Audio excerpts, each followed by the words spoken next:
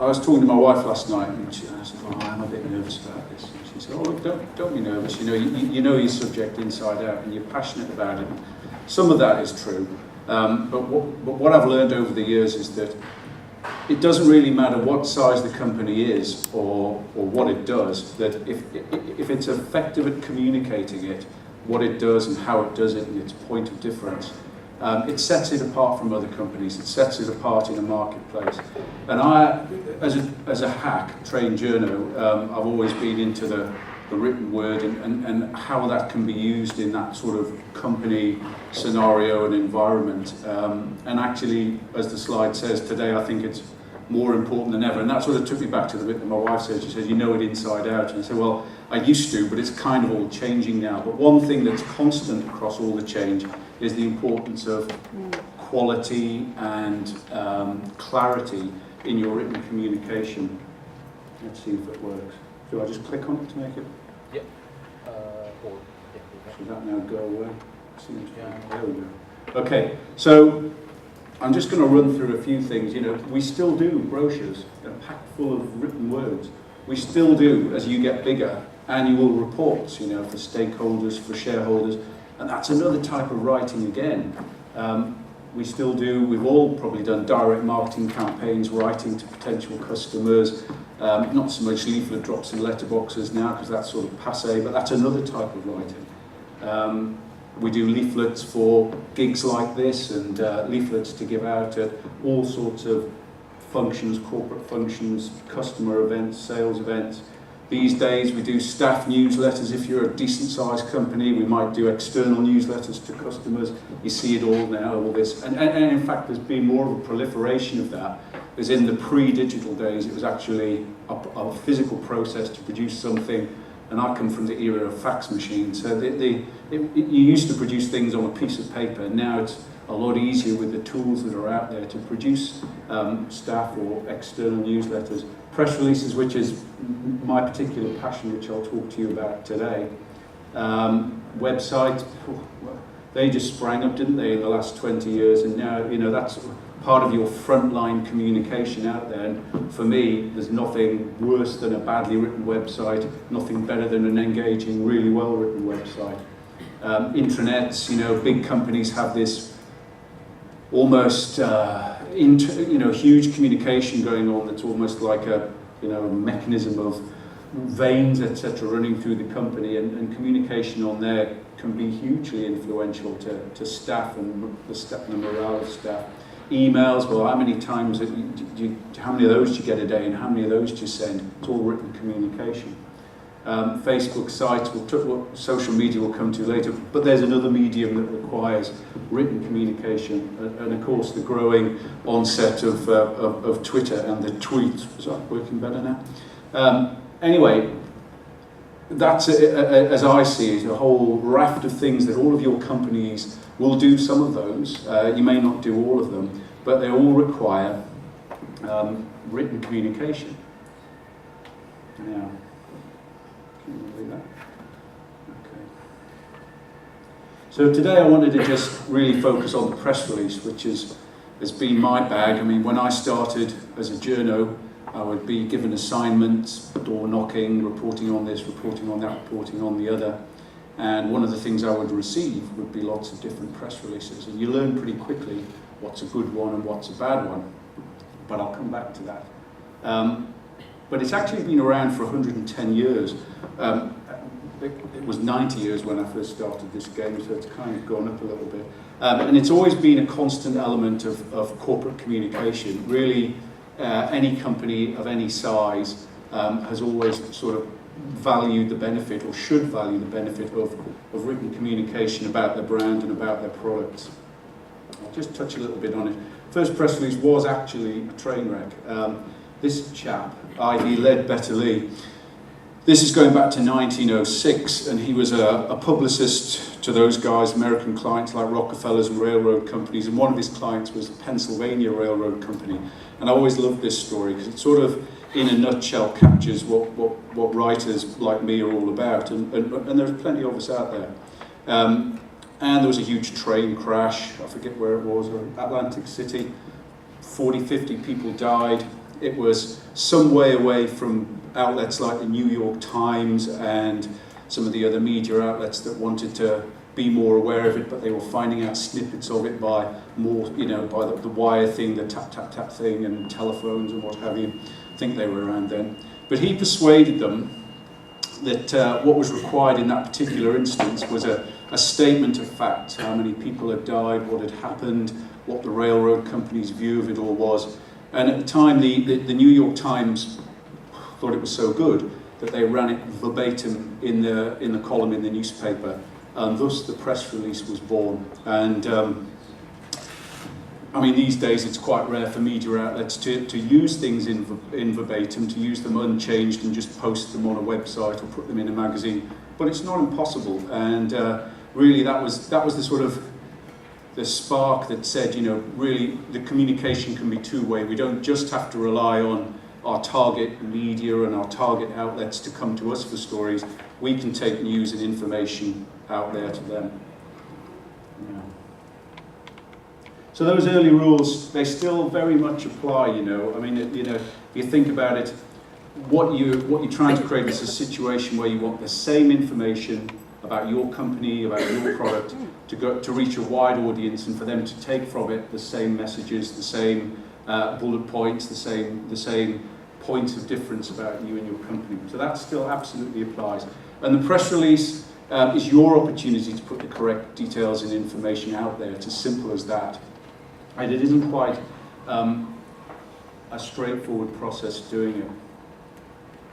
These days, again, I thought about this one for quite a while, and I thought, have things changed about when you would consider using a press release in 2016 as to when I started in sort of the mid-80s? And the answer is probably it's the same, but slightly different. You would still put out major company news, sales, acquisitions, appointments, results, major product or service news. You might have a new product out there, or if you've got a great product that's always blazing the trail, that's already blazing the trail, and people are interested in that particular product. Well, I'll give you a current example, Pokemon Go.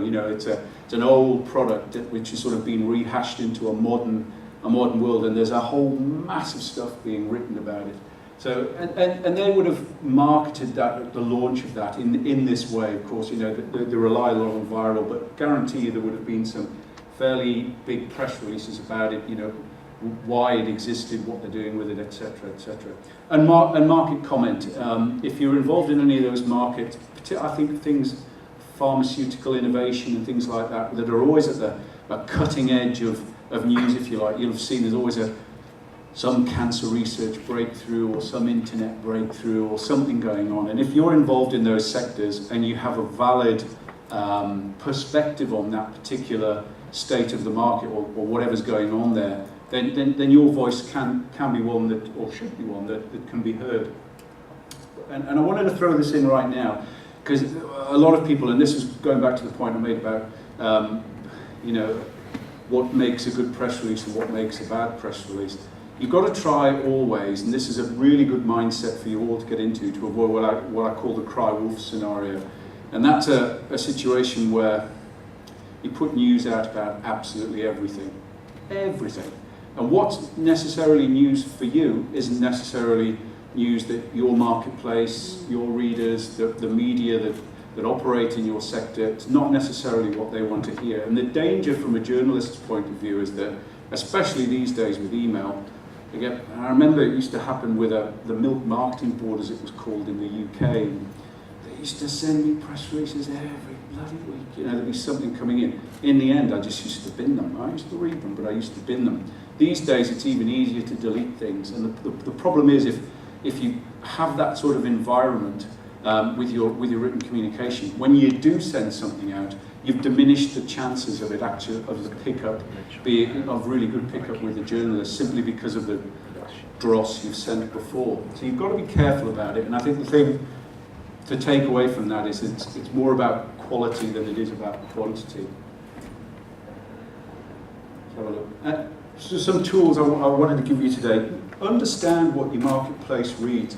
There's nothing worse than if you're the sports editor for rowing, for example, receiving a press release about motorsport. It's not your bag. You know, they're not interested in it. So you've got to understand what your marketplace reads first and foremost. And these days, it's still trade magazines. They're not as prevalent as they used to be.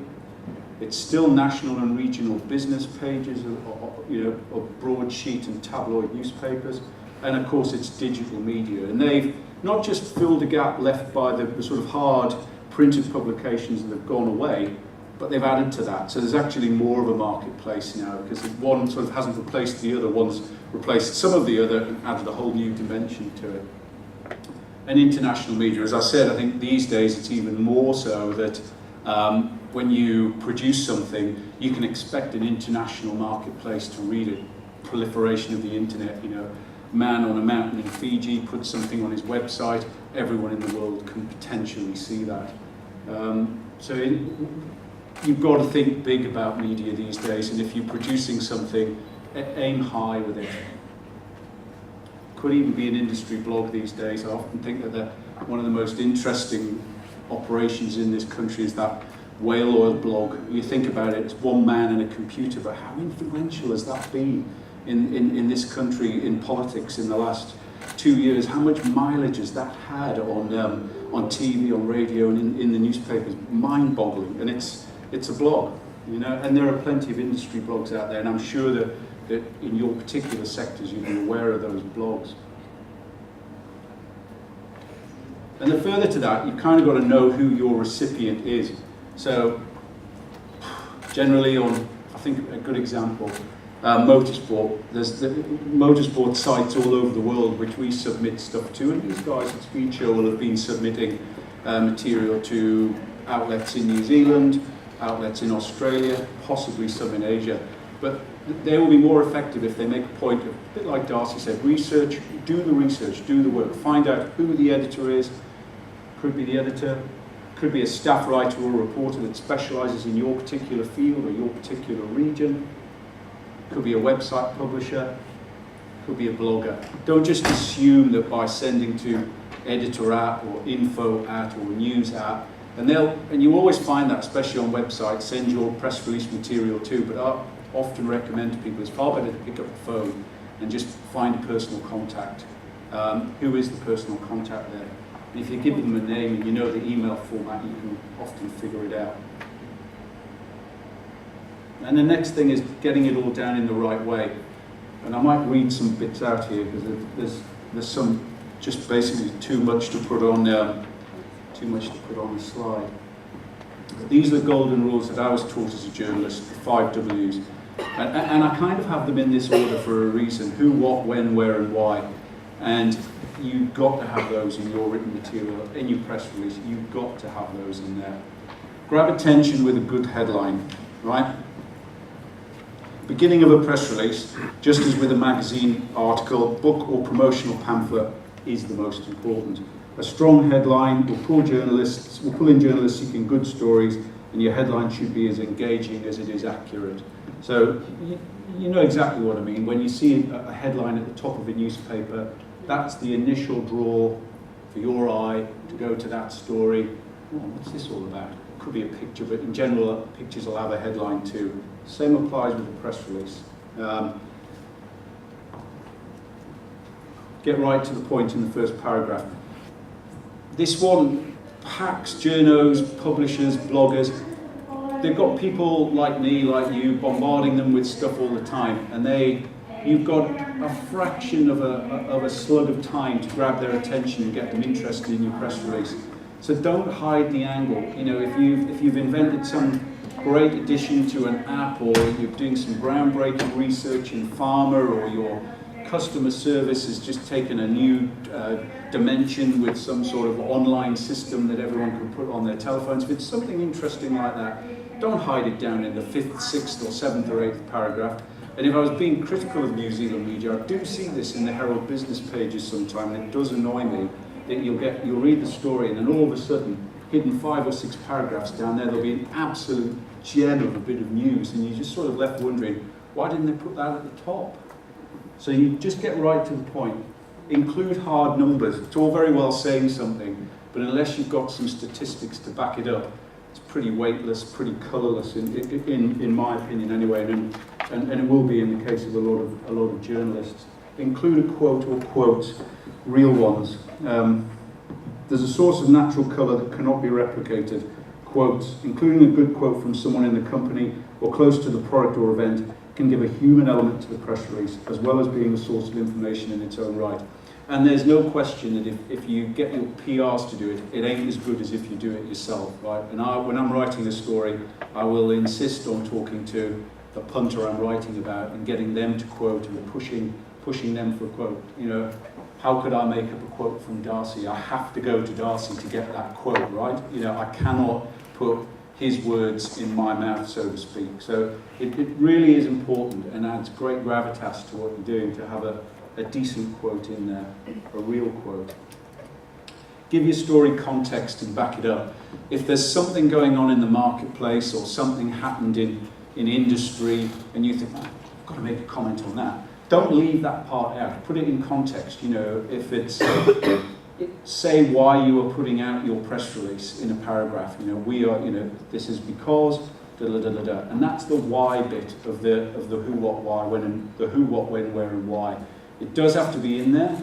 It's almost the least important, but it's all about context. Why are you putting that press release out, essentially? 1 page is best. 2 is the maximum. We were often taught to do double line spacing and put it in a nice clear font, and when the guy would receive the typed press release or the photocopied press release, the double line spacing would give them space to scribble on it and edit it and do this, that and the other before handing it over to the sub-editor. And I kind of think that's where they're coming from. If you're in the realms of 400, 500 words and you've got a quote in there, that's ample, regardless of the subject matter. If you're stretching up to 1,000, 1,200, 1,500, it's bloody war and peace, and I guarantee you that whoever's receiving it is going to lose interest in it really quickly. And actually, what you wanted to do is it's almost like fishing. You know, these days there's so many bits of written material out there that you want to send something to the journalist, and the journalist wants to go, oh yeah, that's quite interesting. Pick up the phone, talk to you, and go in their own direction with the story. So you actually use it almost fishing, and different journalists, if you've got it right, will pick up different angles, and the whole thing will appear on websites and newspapers and magazines. Lots of, and the credibility of that is immense for you. It's not the same thing produced there. It's something different that the journalists have taken a different slant on for their particular readership. So be conscious of that. Don't give them too much, and give them, you know, good quality, succinct stuff. This one, I think I went and had a look at some examples of good press releases on the internet and some examples of bad press releases, and there's heaps there. And I thought, yeah, I still, even some of the good ones, I thought, you know, are they that good? And the reason being that I often think that the best way, if you're in a pub or sitting at a meal and you're trying to explain to someone, you know, well, guess what happened at work today? We did this. Now, you perhaps don't want to be that informal, but think of your press release as that kind of scenario where you're trying to explain to someone in an informal way, but that has all of the points in and the relevance of it. Think of it like that. If you know, actually explain it to make sure that the written word actually explains it in the same way that you would speak it. If you find it hard to read, it's hard to read, and it's hard to read for everybody. And include a picture if it is appropriate. You pick up any newspaper or read any website, generally there's a picture there, generally it takes up lots of space. There's a whole plethora of rules about photographs. You know, I remember going out with a photographer, and Jeff's here, he'll back me up on this one, but the amount of the executioner shot, you know, someone stood there like being shot with a camera and a telegraph pole going out the back of their head and all of that. And I like photographs to be with press releases that actually kind of explain what the person does. Some good examples there on Paul's board, processes going on at Age of Soil. And if I was doing an appointment story or doing something about Paul, I'd kind of much prefer as an editor to have a picture of Paul in situ doing his stuff with his staff and in his business necessarily, you know, the execution shot, which we have to have for the head and shoulders and things. But think about what's appropriate for what you're sending out. And there's that old rule that a picture says 1,000 words. And actually, there used to be this measurement of how much the editorial word was worth in dollars versus the advertising word, and pictures used to rack up immensely, you know, that value. I kind of think we've lost that a little bit, because everyone now just thinks they can point their iPhone or point their iPad or point their digital camera and do a great shot, and it's not the case. You know, a good photograph is still a great ambassador for a good piece of editorial, and in fact can probably, if it's a great photo, sway the balance between an average story and a good story or a bad story. If it's a great photo, the editor, the hack, will probably run with it. Can't even see that now. It's news, not an advert. Try and remember that. If you go and search on the old internet for some press releases, some of them, it's just blindingly bad about, you know, we're doing this and we're doing that, and you've got to buy it, and it's groundbreaking, it's all going to do this, it's wonderful, it's striking as well. Says who? You know, says you. And you've got to be subtle about that and not try and get too many advertising. Ultimately, you are trying to do sales from it, or improve the credibility of your company, attract better staff, keep staff happy, keep stakeholders happy. But it's a fine balance between it being too salesy and factual. Make it easy for the recipient to use. That's quite critical. Journalists are generally are lazy buggers. They want to go to the pub, they want to get their work done in the morning, and then they want to go for a nice long lunch with contacts and get the work done nice and easy. And I still think it's the case that the majority of journalists' work is done like that in that kind of environment. So it is a golden rule to make life easy for them. If you don't, why would they bother getting really stuck into your work if you haven't made it easy for them to use your work? And these days, if you've got the contact right, there's no better way than embedded in a personal email or user-recognised delivery service. I use this one, medianet.com.au, which is an Australian one, and it's not expensive, but you can load up your editorial, you can load up a picture, you can load up a logo, and you can target the journalists in your sector in those areas that you want to receive that information. And it's a drip feed effect. As I said, you want to avoid the cry wolf scenario, but you want to start getting stuff on that circuit once a month, once every 6 weeks, so that they start to build familiarity with your company. At some point, they'll be doing a story that's relevant, and they'll be, oh yeah, hang on, those guys have been sending me press releases, they'll know about this.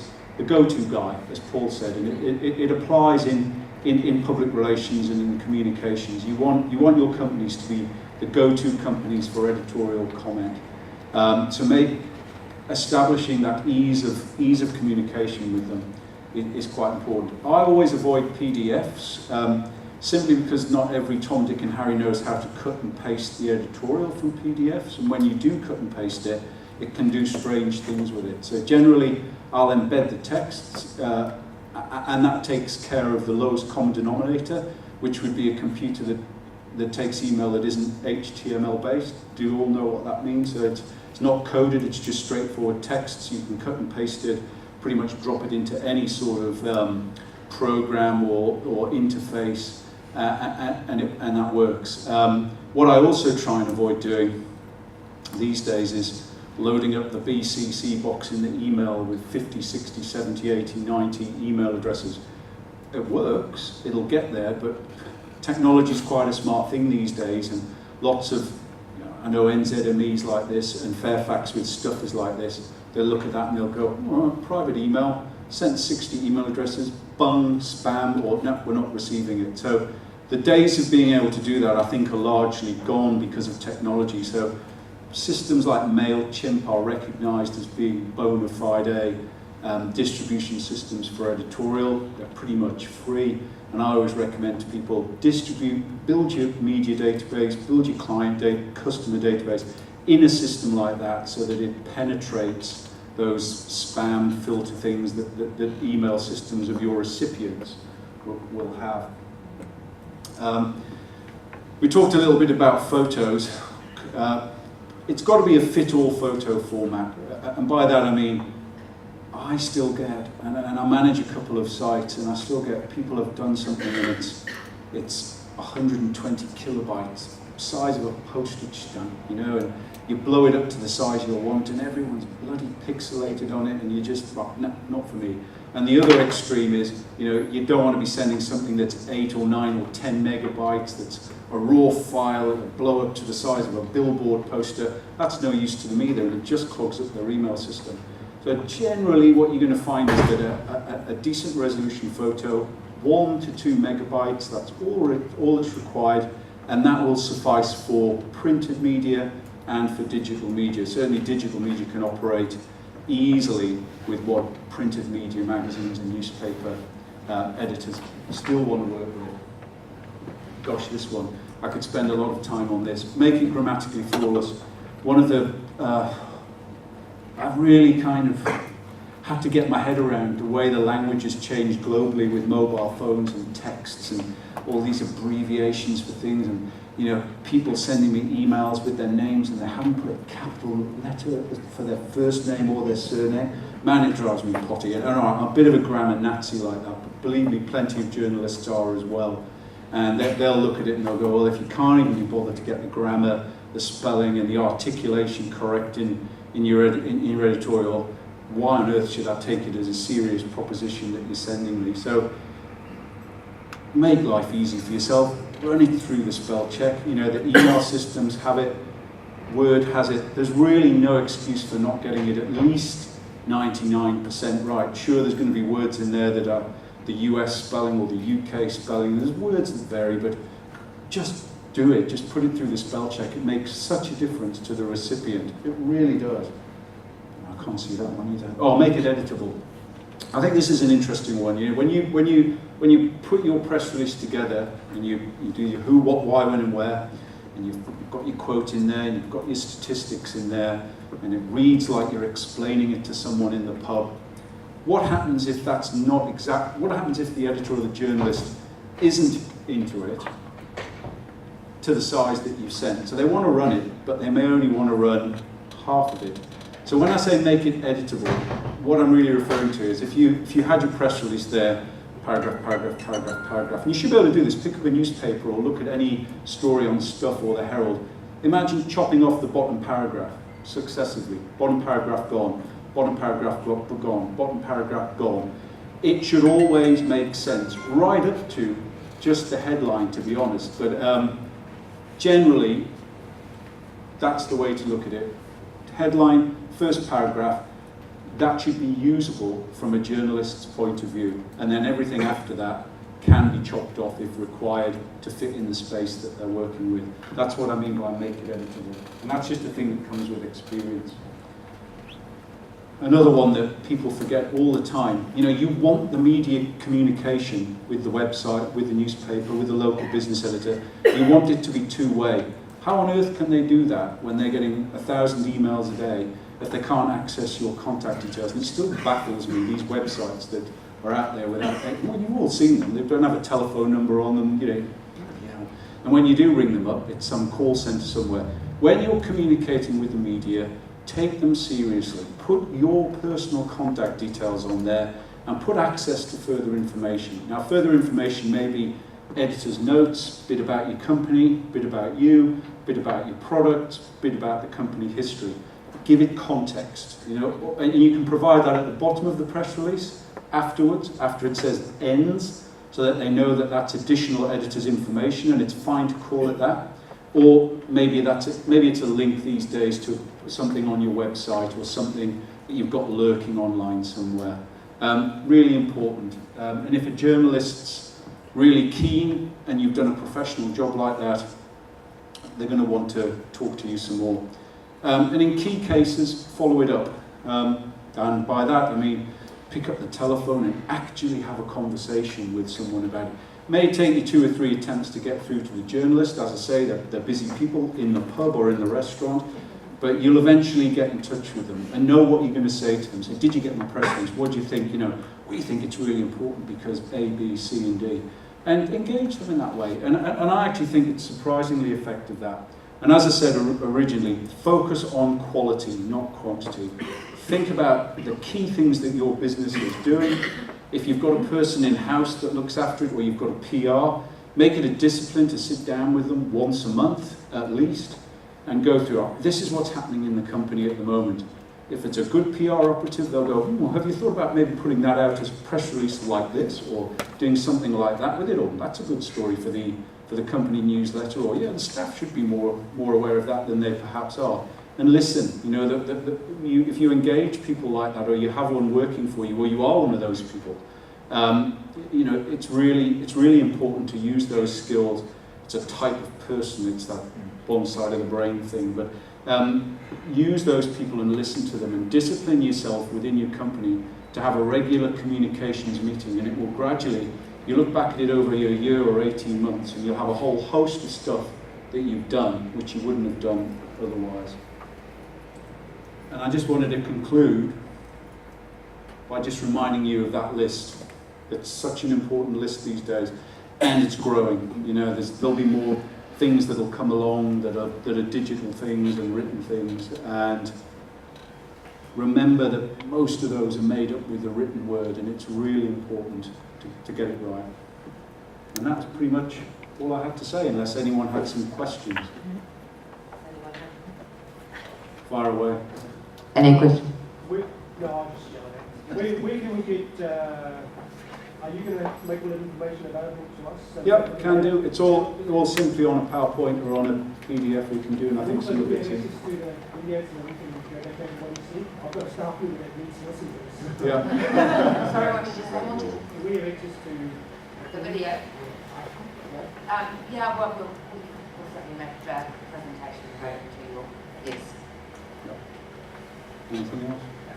Or is in there? Go on. Would you also recommend that you just hire a freelance journalist? We've done that in the past when we've had a new product, a couple of $100, because I'm a salesperson, so it's just... Look, I think it varies from company to company. You know, gentleman at the back, he's got someone in his operation who's obviously focused in that particular direction, and if you are focused in that particular direction, even in one, if you graded Twitter or graded posts on Facebook, I believe you can be taught to do all of those writing disciplines. If you don't feel you've got someone like that, get on the phone to these guys, or get on the phone to the local Chamber of Commerce and see which ones are local, kind of bona fide communicators that are, and specifically look for people that might, don't be afraid of going to industry experts. You may have a particular sector, pharmaceutical, and there may be a writer up in Auckland that's a pharmaceutical writer, and you say, well, hang on a minute, they're writing for all of my competitors. Well, there's a reason for that, and that's because they're bloody good writers about that particular subject. So it's worth spending some time finding the right person. But ultimately, I believe that the communicator's job is not to communicate for the company, it's to teach the company how to communicate.